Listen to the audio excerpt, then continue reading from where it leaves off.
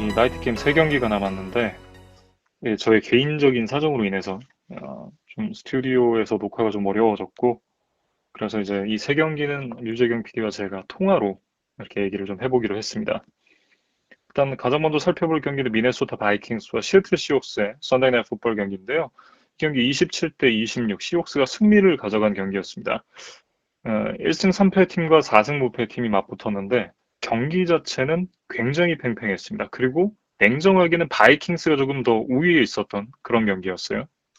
이번 주에 있었던 경기 중에 가장 재밌었던 경기가 아닌가? 저는 음, 그렇게 좀 생각을 하고 싶고, 네, 이제 말씀해주신 대로 전반까지는 정말 미네소타의 압도적인 흐름이었어요. 그러니까 델빈 쿡의 러싱을 위주로 좀 주도권을 잡았는데, 바이킹스가 전반 30분 중에 무려 20분 이상 공을 소유했을 정도로 압도적인 경기력을 보여줬었습니다. 네. 그러면서 이제 전반적으로도 이 타임업 포지션을 굉장히 많이 가지고 왔습니다. 이 풀타임 기준으로 봤을 때도 39분 28초 대 20분 32초. 그러니까 경기 내내 이 강력한 러싱 공격을 바탕으로 타임업 포지션을 많이 가지고 가면서 시옥스와 그리고 러셀 윌슨이 공격할 시간을 최대한 주지 않았던 바이킹스였습니다. 이렇게 미네소타가 가져가던 경기의 흐름은 후반 시작과 함께 조금 달라지고 말았는데 델빈 쿡의 사타구니 부상이 가장 큰 변수였습니다. 예. 일단 그 얘기는 조금 이따가 하도록 하고요. 일단 시옥스 얘기부터 먼저 하도록 하죠. 일단 어쨌든 이 전반적으로는 굉장히 좀 아쉬운 부분이 있었던 시옥스 그리고 이제 러셀 윌슨이었는데 그래도 4쿼터의 남자 러셀 윌슨답게 4쿼터에 또 한 번의 컴백을 추가하면서 시옥스가 승리를 가져갈 수 있었습니다. 그것도 이제 마지막 드라이브가 무려 94야드를 가야 되는 드라이브였는데 이 드라이브를 터치다운으로 만들어내면서 이 승리를 가져간 시옥스였습니다. 현 시점에서 봤을 때 이 MVP 레이스에서 가장 강력한 프론트 러너가 현재 러셀 윌슨이다. 이렇게 좀 봐야 될 것 같고요. 5주차까지의 스탯이 오전 전승에 1,500야드 그리고 19개의 터치다운을 만들어내면서 매든 게임에서도 능력치 99를 찍었거든요. 그러니까 어쨌든 5주차까지만 놓고 봤을 때 리그 MVP는 러셀 윌슨이다. 이렇게 좀 말씀드릴 수가 있을 것 같습니다. 일단 5주차에 패트릭 마홈스가 한번 미끄러졌기 때문에 러셀 윌슨이 이제 가장 강력한 MVP 후보라고 봐도 전혀 무리가 없을 것 같고 DK 메칼프와 굉장히 좋은 호흡을 보여주고 있거든요. 네. 그래서 이번 경기 마지막 드라이브 역전을 만들어내는 과정에서도 이제 메칼프에게 두 번의 이제 멋진 패스들이 있었는데 그 이번 경기를 중계했던 NBC의 해설자 그 클리스 콜린스워스가 윌슨과 메칼프 듀오를 과거 나이너스의 조 몬타나와 제리 라이스의 비유를 하더라고요. 그런 이제 역대급 선수들의 이제 비교될 정도로 이 쿼터백과 리시버가 이제 엘리트 대열에 올라섰다. 음. 그렇게 봐도 될 것 같습니다. 역시 이제 DK 메카프 선수의 얘기도 안 할 수가 없죠. 이날 이제 93야드에 2개 터치다운을 기록을 했는데 이 2개 터치다운이 모두 팀에게 리드를 안겨준 터치다운이었습니다. 특히나 이제 말씀해 주셨던 대로 이 4쿼터 마지막 드라이브에서 역전을 만들어내는 그런 리시빙 터치다운은 정말 좀 대단하다라는 생각이 들었고 5주차까지 성적을 살펴보면 현재까지 496 리시빙 야드에 터치다운을 5개를 기록을 했거든요. 그러면서 이제 리시빙 야드 부분에서는 홉킨스 그리고 스테폰 딕스에 이어서 이제 리시빙 야드 3위에 랭크가 돼 있고 경기당 기록하고 있는 야드가 99야드입니다. 근데 그것도 한 경기를 잘하고 한 경기를 못하고 이런 게 아니라 꾸준하게 모든 경기에서 90야드 이상을 기록을 했거든요. 이거는 현재 리그에서 유일한 기록입니다. 거기다가 이제 5개 리시빙 터치다운을 기록을 했다고 말씀을 드렸는데 이 순위도 이제 3위에 랭크돼 있거든요. 그러니까 경기당 한 개 골로 터치다운을 만들어냈습니다.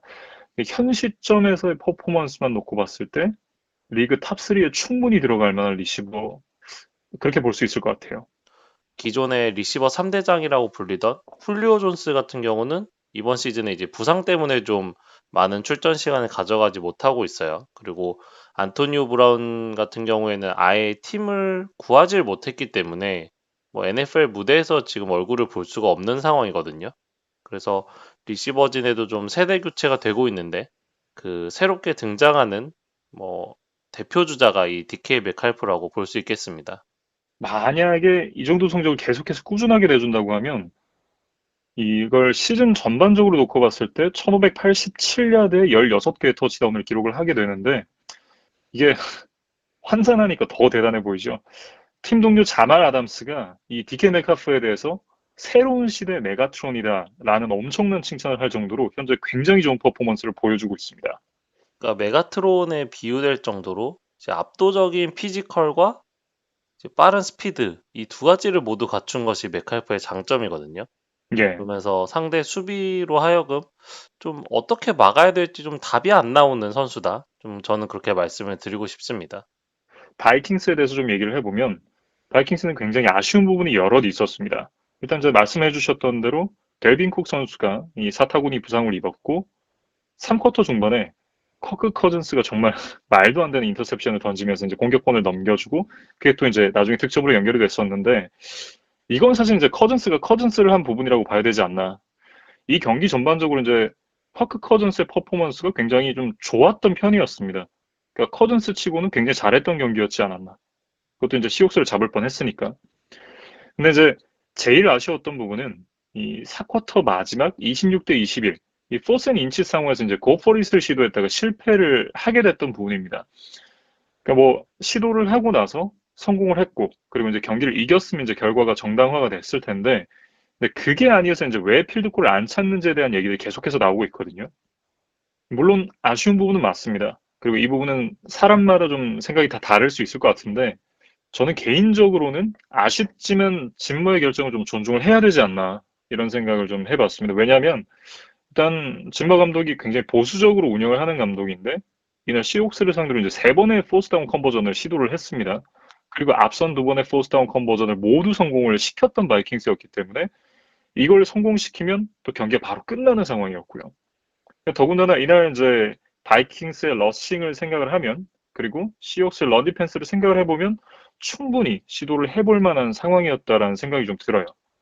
결국 돌아가서 앞서 이제 델빈 쿡 선수가 사타구니 부상을 입은 게 굉장히 좀 아쉬웠다. 만약에 매티슨이 아니라 델빈 쿡이 들고 뛰었으면 그리고 매티슨이 한 옆으로 2야드 정도만 벗어나서 뛰었다면 결과가 달라질 수도 있지 않았을까라는 생각이 좀 들긴 하거든요. 저도 이 바이킹스의 시도 자체는 좀 비난을 하고 싶지 않습니다. 그러니까 이기고 있는 팀이 스스로 리스크를 떠안는 선택을 하게 만든 이 러셀 윌슨이라는 엘리트 쿼터백의 그 브랜드의 위험이자 그 가치다. 이렇게 저는 좀 해석을 하고 싶습니다. 굉장히 좋은 해석이네요. 그러니까 결국은 러셀 윌슨이 클러치 상황이 강하니까 그러니까 바이킹스가 그런 기회조차 주고 싶지 않았다. 이렇게 좀 해석을 할 수 있을 것 같은데 그리고 이날 이제 비가 굉장히 많이 왔었는데 그 정말 좀 어떻게 보면 경기를 치르기에 굉장히 열악한 환경 속에서 주전 쿼터백이 커크 커즌스고 그리고 주전 러닝백 이 달빈 쿡 선수가 빠져 있는 상황에서 상대에게 어떻게 보면 이제 연장을 갈 수 있는 기회, 동점을 만들 수 있는 기회 자체를 좀 안 주고 싶었던 것이 아닐까 이런 생각도 좀 해봤습니다. 근데 결국 이제 결과로 증명을 해야 되는데 그러지 못했으니까 바이킹스로서는 좀 아쉬움이 남는다 이렇게 좀 얘기를 할 수 있을 것 같고 그럼에도 이제 브라이스 사이드를 좀 보면 알렉산더 매티슨 선수가 델빈 쿡이 없을 때 그 역할을 대신해 줄 수 있다는 것을 좀 확인할 수 있는 경기가 아니었나 싶어요. 이날 이제 112야드를 날렸습니다. 물론 이제 앞서도 말씀드렸지만 이 마지막 포스 다운 때 한 두 발만 오른쪽으로 뛰었으면 어땠을까 하는 아쉬움이 남아있긴 해도 그럼에도 그런 클러치한 상황을 제외하고 난다면 뭐 전반적으로는 잘해줬다라고 얘기를 할 수 있을 것 같고요. 그리고 이제 2주차, 3주차, 이 2주 동안 부진했던 애덤 틸란 선수가 지난주에 이어서 이번 주 역시도 좋은 모습을 보여줬습니다. 80야드 2개 터치다운을 만들어냈었는데 이런 이제 이 부진했던 선수들이 조금씩 이제 바운스백 하고 있는 모습을 보여주는 게 그나마 바이킹스로서는 좀 수확이 아닐까 이런 생각이 좀 드네요. 그리고 한 가지 더 위안거리를 좀 말씀을 드리면 델빈 쿡의 부상이 아주 심각하지는 않다고 해요. 그러니까 사실 저는 이제 부상 장면만 보고 그게 상대 컨택이 없이 혼자서 이제 좀 부상 부위를 잡으면서 뭐 실려 나갔던 거였잖아요. 네, 그래서 보통 이런 경우에는 뭐 시즌 아웃 부상으로 이어지는 그런 큰 부상들이 많이 생기기 마련인데 그렇죠. 다행히 MRI 진단 결과 뭐 1, 2주 정도 좀 회복 기간을 거치면 다시 좀 복귀가 가능하다는 그런 전망이 나오고 있습니다. 그래서 예, 다음 경기는 좀 결장 가능성이 높지만 다행히도 바이킹스가 7주 차에 바이위크를 또 가질 예정이에요. 예. 그래서 델빈 쿡이 실제로 결장하는 경기는 한 경기 정도가 되지 않을까? 그래서 그 한 경기를 이 매티슨이 좀 잘 메워줬으면 좋겠다. 좀 그런 바람을 좀 가져보겠습니다. 어쨌든 이제 시애틀 시옥스가 이기면서 창단 이후에 처음으로 5승 무패로 시즌을 출발을 하게 됐는데 다음 주가 바이위크예요. 이게 오히려 이제 좀 시옥스에게는 안 좋은 점으로 작용할 수도 있지 않을까 하는 생각이 드는데 이렇게 상승세를 타고 있는 상황에서 바이위크를 겪으면서 이 상승세 흐름이 좀 끊기지 않을까 하는 우려도 좀 듭니다.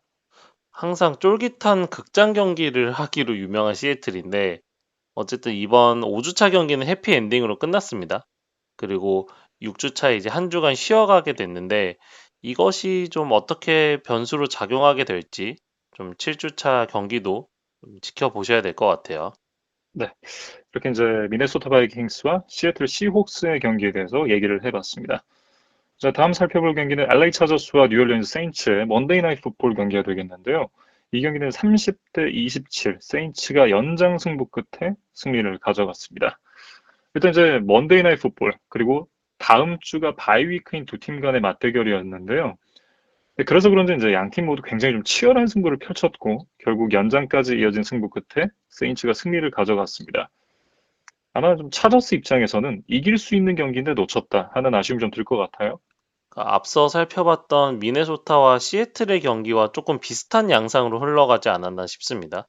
그러니까 결과적으로 패한 차저스가 경기 전반에는 이제 20대 3까지 앞서 나갔었어요. 예. 그러면서 뭐 허버트가 데뷔 첫 승을 거두고 또 업셋을 하는 게 아닌가 그런 기대감을 좀 가져봤었는데 음. 결국 세인츠가 야금야금 쫓아오더니 이제 승부를 뒤집고 말았습니다. 어쨌든 이제 세인츠가 승리를 했지만 쿼터백 간의 대결에서 이제 허버트가 이겼던 경기였다 이렇게 좀 얘기를 하고 싶은데요. 저스틴 허버트의 얘기를 안 할 수가 없는 게 이날 이제 오라인이 거의 뭐 붕괴되어 있었던 처저스였습니다. 이미 이제 센터 마이크 파운스가 시즌 아웃이 됐고 거기다가 이제 라이트 가드 트레이 터너 그리고 라이트 태클 브라이언 블라가가 모두 이제 2주 연속 결장을 하게 됐는데 그러면서 이제 오라인의 절반 이상이 박살이 났습니다. 그럼에도 저스틴 허버트가 이날 무려 4개의 터치다운 패스를 기록하면서 나날이 발전하는 모습을 보여줬어요. 그러니까 강한 어깨에 모빌리티까지. 그러면서 이제 머데이 나잇 풋볼에서 최초로 4개의 터치다운 패스를 기록한 루키 선수가 됐습니다. 오펜시브 라인의 부재에 대해서 좀 말씀을 해주셨는데 스킬 플레이어진에서도 이탈들이 많았습니다. 그러니까 네, 애초에 주전 러닝백 오스틴 에클러가 결장을 했고 그렇죠. 경기 초반에 넘버원 리시버 키넌 앨런까지 부상을 당하면서 남은 경기를 소화를 하질 못했거든요. 예. 그래서 오펜시브 라인의 절반 이상, 그리고 넘버원 러닝백, 넘버원 리시버가 모두 없었던 상황에서도 지금 저스틴 허버트가 이 정도의 퍼포먼스를 보여줬다. 그러니까 경기의 승패와는 상관없이 좀 칭찬을 해줘야 될 것 같습니다. 네. 그러면서 이제 스냅의 3분의 1 정도가 프레셔를 받는 상황이었고 굉장히 좀 힘든 경기를 펼쳤던 저스틴 허버트였는데도 이날 클린 포켓에서는 158.3의 패서 레이팅, 그러니까 퍼펙트 패서 레이팅을 기록을 했습니다. 그만큼 이제 안정적인 상황에서는 굉장히 좋은 퍼포먼스를 보여줬고, 이 프레셔를 받는 상황에서도 꽤 좋은 퍼포먼스를 보여줬던 그런 이제 저스틴 허버트였어요. 그러니까 제 생각에는 현 시점에서 가장 오펜시브 루키 오브 더 이어에 가까운 선수가 아닐까 하는 생각이 드는데, 뭐 이거는 이제 제 개인적인 생각이라면 아마 많은 분들이 다음 얘기는 공감을 하실 것 같습니다. 이 선수가 앞으로 차저스의 프랜차이즈 쿼터백이다. 저는 이런 생각이 들어요. 타일로드 테일러에게 팬들이 갖던 기대치보다는 더 실링이 높은 선수다. 저도 좀 그렇게 생각을 하고 이 경기에서 가장 인상적이었던 장면은 역시 그 마이클 윌리엄스에게 던진 64야드짜리 장거리 터치다운 패스였어요. 네, 이게 20대 3으로 앞서다가 세인츠가 20대 20으로 이제 동점을 만든 이후에 나온 플레이였거든요. 그러니까 저희가 허버트의 앞선 경기에서도 좀 말씀을 드렸던 것으로 기억이 되는데 이렇게 좀 쫓기는 상황에서도 이제 루키가 당황하지 않고 또 자기의 플레이를 한다. 이것이 저는 허버트의 가장 큰 장점이 아닌가 싶습니다. 네. 근데 그런 점에서 이 상대 팀이었던 세인츠의 라인베커 디마리오 데이비스가 전혀 루키 같지 않다라고 칭찬을 남기기도 했었고, 이 상대편 쿼터백이었던 드루 브리스 역시도 어, 저스틴 허버트한테도 얘기를 했지만 나는 정말 깊은 인상을 받았고 허버트는 정말 밝은 미래를 가지고 있다. 라는 얘기를 해줬고요. 시언 페이튼 감독 역시 점도 유망한 선수고 인상 깊게 지켜볼 선수다라는 얘기를 해줬습니다. 지금까지 좋은 경기력을 보여줬던 허버트에게 뭐 없는 단 한 가지라고 하면 그 데뷔 첫 승이 될 것 음, 같아요. 그래서 예, 이번 경기에서도 뭐 경기 막판에 이제 50야드짜리 결승 필드골까지 이제 허버트가 만들어 놨거든요.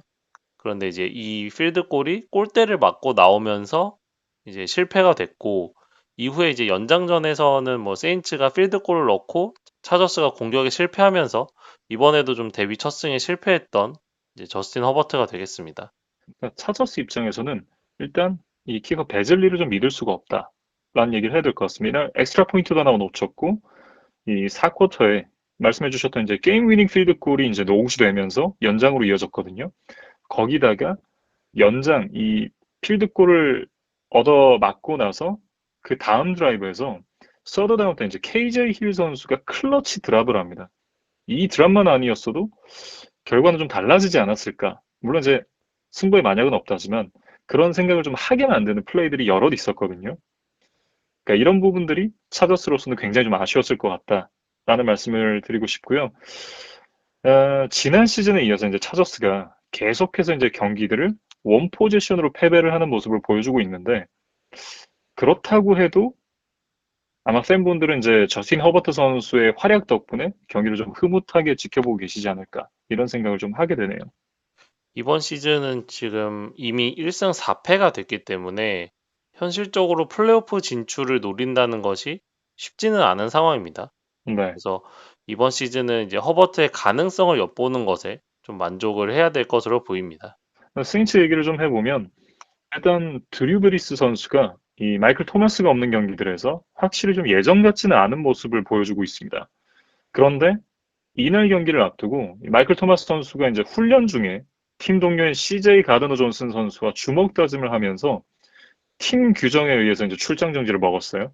거기다가 싸운 뒤에 이 테이섬 힐 선수에게 뭔가 무례한 얘기도 했다고 하고 심지어는 이제 션 페이튼 감독에게 대들기까지 했다고 해요. 그러면서 이제 경기가 끝난 이후에 션 페이튼이 이제 감독 인터뷰를 하면서 이 기자가 이제 질문을 했다고 해요. 이제 마이클 토마스에 대해서 이제 계속해서 질문을 하자 션 페이튼 감독이 오늘 경기에서 뛴 선수에 대해서 얘기를 합시다. 라는 답변을 하면서 이제 토마스에 대한 얘기를 막았다고 하는데 팀보다 위대한 선수는 없다는 걸 좀 확실히 알려주고자 하는 션 페이튼 감독의 결정이 저는 좀 대단하다라는 생각이 들었습니다. 왜냐하면 지금 이제 세인츠가 앞서 이제 마이클 토마스가 없었던 경기들에서 상당히 좀 힘든 경기들을 펼쳤었거든요. 그 어느 때보다도 마이클 토마스가 필요한 세인츠였는데 선수에게 끌려가지 않고 경기를 내줄 수도 있겠지만 일단 너는 쓰지 않겠어 라고 이제 결정하는 게 어떻게 보면 당연하지만 좀 쉽지 않은 선택이었을 것 같다는 생각을 해봤습니다. 사실 마이클 토마스에게 조금 실망스럽습니다. 그러니까 예, 팀의 넘버원 리시버이자 또 팀에서 손꼽히는 고액 연봉자잖아요. 그렇죠. 이런 슈퍼스타가 뭐 자신이 어쨌든 원치는 않았겠지만 일단 부상을 당해서 몇 경기를 빠졌고 이제 그로 인해서 팀이 생각보다 계속 어려운 경기들을 했다는 것을 본인이 누구보다도 잘 알 텐데 육체적으로 회복해서 훈련에 참가하는 과정에서 이렇게 동료와 다툼을 벌인다. 솔직히 상식적으로 좀 이해가 되지 않는 행동이기는 합니다. 네. 뭐 그럼에도 일단 다행인 부분은 일단 다음 주가 바이위크입니다. 그러면서 좀 팀의 분위기를 좀 추스를 수 있는 그런 여건이 주어졌고 그리고 거기다 이제 임매뉴얼 샌더스가 두 경기 연속해서 좋은 모습을 보여줬고 카마라 역시도 이제 시즌 내내 정말 꾸준하게 좋은 모습을 보여준다는 점이 그나마 좀 위안거리인데 드리스가 계속 이 정도의 폼으로 시즌을 치른다. 그리고 세컨더리가 이 정도로 패스가 뻥뻥 뚫리는 걸 보여준다. 그러면 남아있는 시즌이 굉장히 좀 우려가 되는 세인츠입니다. 그래서 션 페이튼 감독이 조금 실험을 계속해서 하고 있는 것 같아요. 그래서 이번 경기에서도 그 20대 27로 끌려가던 경기 막판에 아주 중요한 스냅이었는데 과감하게 드류 브리스를 빼고 테이서미를 투입을 했었거든요. 네, 그래서 테이서밀이 결국 러싱 터치다운을 만들어내면서 동점까지 갔었는데 어떻게 보면 션 페이튼 감독이 참 강심장이다 이렇게도 생각이 되고 반면에 이제 드류 브리스에 대한 신뢰가 약간 떨어진 게 아닌가? 이런 의심도 분명히 드는 그런 장면이었습니다. 천신만고 끝에 이제 세인츠가 승리를 가져가긴 했는데, 저희가 지지난 시즌 봐왔던 뉴올리언즈 세인츠와의 모습은 좀 상당히 거리가 있다. 이렇게 좀 정리를 해야 될 것 같고요. 어렵게 뉴올리언스가 이 시즌 세 번째 승리를 챙겼습니다. 네, 여기까지 이제 먼데이 나잇 풋볼에 대해서 이 마무리를 지어보겠습니다. 다음은 버팔로 빌스와 테네시 타이탄스의 튜스데이 나잇 풋볼에 대해서 얘기를 이어가도록 하죠. 일단 42대 16, 테네시 타이탄스가 승리를 가져갔던 경기였는데 제가 TNF라고 적어놨거든요.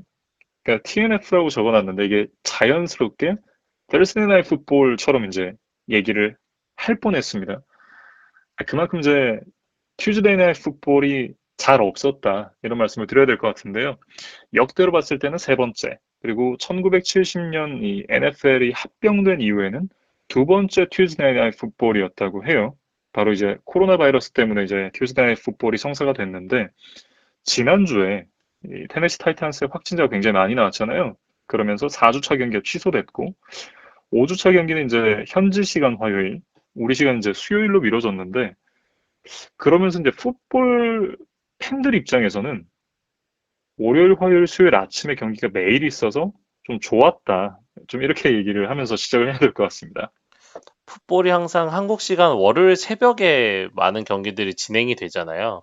이 월요일 새벽은 뭐 학생분들이나 직장인분들 모두 좀 수면을 잘 취해야 되는 시간인데 항상 그 시간에 이제 풋볼이 진행되다 보니까 좀 아쉬운 점이 있었거든요.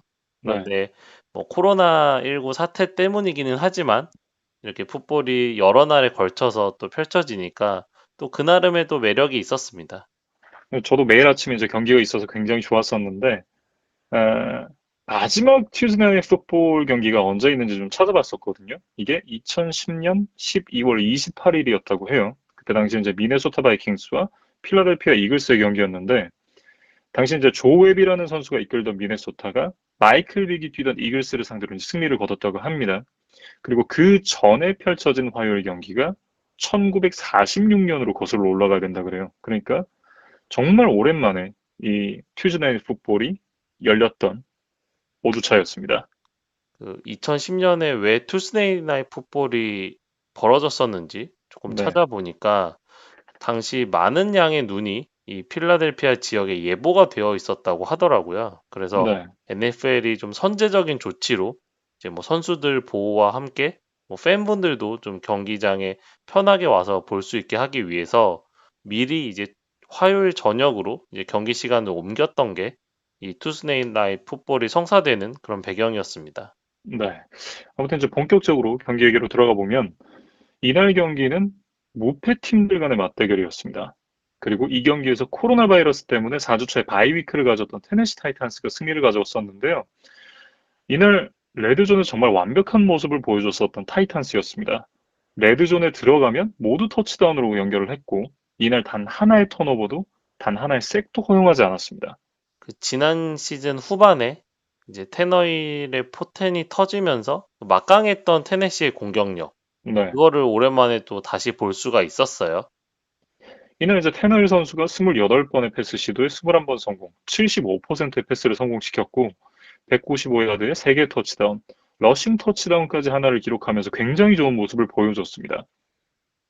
그리고 이제 데릭 헨리 선수도 많은 야드는 아니었지만 2개의 터치다운을 기록했고요.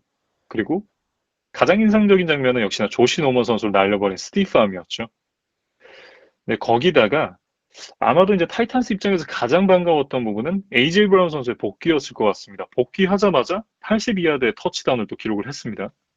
이날 버팔로는 존 브라운이 결장을 하면서 좀 어려운 경기를 했었는데 네, 반면에 테네시는 AJ 브라운이 돌아오면서 이제 공격의 혈이 뚫렸다, 그렇게 좀 볼 수 있겠습니다. 네, 그러면서 다시 이 삼각편대가 형성이 됐는데 거기다가 또 조누 스미스 선수까지 좋은 모습을 보여줬고요. 아마 이런 부분은 이 타이탄스가 코로나 확진자가 나오면서 경기장 시설이 그리고 훈련 시설이 모두 셧다운이 됐었잖아요. 그 와중에 이 선수들끼리 모여서 사무국 몰래 이제 공원에서 훈련을 하다가 이제 걸렸잖아요. 근데 그런 부분이 어떤 이제 효과를 좀 봤다. 이렇게 얘기를 해야겠죠. 훈련에는 분명히 애로사항이 있었겠지만 네, 선수단의 단합이나 동기부여나 이런 것들은 더 강해지지 않았나 싶어요. 예, 그리고 테네시가 마지막 경기를 치른 지 15일 만에 이번 버팔로와의 경기를 치른 것이었거든요. 그런데 이제 이 긴 휴식이 테네시에게는 뭐 좋게 작용을 한 것 같습니다. 네. 수비 쪽에서 좀 얘기를 해보면 말콤 버틀러 선수가 굉장히 중요했던 두 개의 인터셉션을 만들어내면서 굉장히 큰 공헌을 했습니다. 첫 인터셉션은 경기 시작과 동시에 이제 안드레 로버츠 선수의 드랍으로 굴절된 공을 인터셉션으로 만들어냈고 두 번째는 이제 3쿼터 한 3분 정도가 남았던 상황이었는데 사실 이 인터셉션이 승부의 쐐기를 박는 결정적인 인터셉션이었다. 좀 이렇게 말씀을 드려야 될 것 같습니다. 그리고 공을 탈취한 이후에 여러 명의 상대 태클러들을 모두 이겨내고 많은 야드를 전진을 했거든요. 예, 그 장면도 굉장히 인상적이었습니다. 그러니까 좀 졸면서 보면 이게 데릭 캔인지 말콤 버틀러인지 이렇게 헷갈릴 정도로 정말 그 파워 넘치는 뭐 러싱을 가지고 있었던 말콤 버틀러였습니다. 네. 그러면서 이제 빌스 진영 12야드 지점까지 무려 68야드를 나아갔었던 이 말콤 버틀러 선수였는데요. 말씀해 주셨던 대로 이제 요리조리 태클을 피해내면서 전진하는 모습이 굉장히 인상적이었고, 그리고 그 다음 드라이브에서 서든 3까지 몰렸던 테네시였는데, 디펜시브 엔드 퀸튼 제퍼슨의 러핑 더 패서 반칙이 나오면서, 뭐 여기서 이제 결정적으로 이제 승부가 갈렸다. 이렇게 좀 얘기를 해야 될 것 같습니다. 빌스 쪽으로 넘어가 보면, 빌스는 이날 앨런도 잘 못했었는데 앨런보다도 리시버의 드랍이 너무 많았어요. 앞서 말씀드렸던 이제 두 개의 인터셉션 중 하나가 이제 안드레 로버츠의 드랍부터 이제 시작이 됐었고 뭐 이외에도 도슨 녹스 선수가 와이드 오픈 찬스에서 드랍을 하는 등 제 기억에만 한 대여섯 개의 드랍이 있었던 것 같거든요. 그만큼 이제 리시버들이 앨런을 좀 도와주지 못했다. 이렇게 얘기를 해야 될 것 같습니다.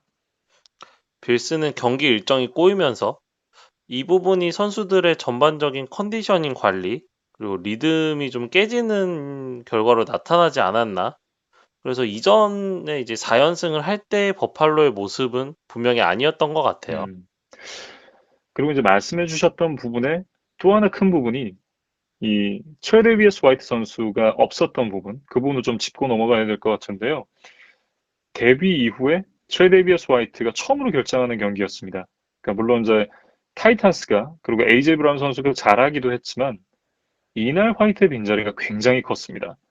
이날 이제 버펄로의 코너백들이 아웃사이드 쪽에서 이제 허용한 패스의 스탯을 보면 조시 노먼 선수가 이 8번의 타겟이 된 패스에서 6개 리셉션을 허용했고 60야드에 하나의 터치다운, 그리고 이제 캠 루이스 선수 쪽으로 왔던 4개의 패스 중에 3개가 리셉션이 됐고, 이것도 이제 26야드니까 많은 야드는 아니지만, 이게 또 터치다운으로 연결이 됐었거든요. 그러니까 거의 던지면 뚫렸다. 그러니까 코너가 사실상 이 화이트 선수의 공백이 눈에 보이는 어떤 수준이었다. 이렇게 말씀을 드려야 될 것 같습니다. 그러면서 시즌 첫 패를 당했던 빌스였는데 문제는 바로 다음 경기가 디펜딩 챔피언 칩스와의 경기라는 것입니다. 네. 그래서 이게 강팀은 연패를 당하지 않고 그다음에 음, 연승을 이어가고 이것이 이제 강팀의 조건인데 지금 연패를 당할 위기에 놓였어요. 그래서 시즌 첫 좀 위기를 맞은 빌스가 다음 경기 어떻게 헤쳐나갈지 좀 지켜보시면 재밌을 것 같습니다. 네. 그래도 AFC 이스트 우승을 차지하는 큰 무리가 없지 않을까. 이런 생각이 또 들어요. 지금 뉴잉글랜드 패트리어츠가 좀 어수선하죠. 그리고 예. 뭐 뉴욕 제츠는 한참 헤매고 있고 마이애미도 뭐 어느 정도 가능성을 보여주고 있기는 하지만 음, 아직 뭐 완성된 팀이라는 느낌은 또 없고 기복이 늘 심하기 때문에 네. 뭐 첫 패를 당하기는 했지만 그래도 빌스가 AFC 이스트에서는 가장 안정적인 전력인 것만큼은 뭐 부인할 수 없을 것 같습니다. 그리고 테네시 타이탄스는 굉장히 좋은 시즌 출발을 하면서 4승 무패로 정규 시즌을 출발하게 됐습니다. 타이탄스가 마지막으로 슈퍼볼에 진출했던 것은 1999 시즌이었거든요. 이때 당시에 그 커트 워너가 이끌던 램스에게 뭐 아쉽게 패하면서 우승을 하지는 못했었는데 그 이후에 오랜만에 다시 한번 슈퍼볼의 꿈을 꿀 수 있는 시즌이 아닌가 좀 그렇게 말씀을 드리고 싶습니다. 네. 이렇게 이제 버팔로와 테네시의 경기까지 이번 주에 펼쳐졌던 총 14경기에 대해서 모두 리뷰를 해봤습니다. 6주차의 Thursday Night Football 경기가 스케줄이 조정되면서 이제 사라지게 됐는데 대신에 정말 빅뉴스가 하나 나왔습니다. 그러니까 엊그제 방출됐던 레비언 벨 선수가 칩스 유니폼을 입게 됐어요. 안토니오 브라운이나 얼 토마스와 달리 르비언 벨은 바로 좀 팀을 구했습니다. 그리고 그 팀은 디펜딩 챔피언 칩스였는데 지금 클라이드 에드워즈 헬레어 선수가 1주차에 좋은 모습을 보여준 이후에 그 이후에는 생각보다 좀 잠잠하거든요. 그렇죠. 그리고 또 이번 경기에서 레이더스에게 충격패를 당했던 칩스였기 때문에 조금 마음이 다급해지지 않았을까 싶어요. 네. 그래서 일단 매물로 나온 르비언 벨을 뭐 좋은 조건, 아주 싼 조건에 이제 영입을 했습니다. 어쨌든 이렇게 또 하나의 반지 원정대가 형성이 됐는데 과연 칩스가 반지를 따내는 길까지 무사히 진출을 할 수 있을지 한번 지켜봐야 될 것 같습니다. 이렇게 이제 세컨 앤 14, 5주차에 펼쳐졌던 경기들에 대해서 모두 정리를 해보겠고요. 저희는 6주차 경기들에 대한 리뷰로 다시 돌아오도록 하겠습니다.